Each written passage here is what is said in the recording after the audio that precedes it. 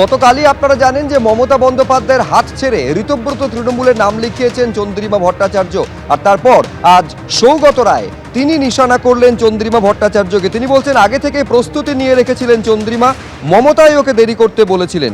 চন্দ্রিমা বলছেন ওকে অন্ধকারে রেখে বাজেট হতো, আগে বলেননি কেন, প্রশ্ন তুলছেন সৌগত রায়। এই জন্য আগেই প্রস্তুতি ছিল, উনি আগেই মমতা ব্যানার্জিকে জানাচ্ছিলেন যে ওর ছেলে চলে গিয়েছে, উনি আর থাকতে চান না। মমতা ব্যানার্জি ওকে দেরি করতে বলেছেন, সেটা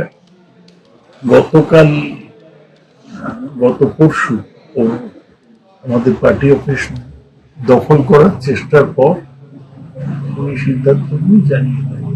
এবং আমি দেখেছি সংবাদ মাধ্যমের কাছে উনি বিধানসভায় বিরোধী গোষ্ঠীর ঘর থেকে বেরিয়ে বিবৃতি দিয়েছেন। অন্য জায়গা থেকে জিতিয়ে এনেছিলেন, তিনিও এখন নানা বলছেন। তিনি বলছেন ওকে নাকি বাজেট আগে থেকে পড়তে দেওয়া হতো না, উনি শুধু শেষ মুহূর্তে পেতেন। এগুলো আগে বলেন।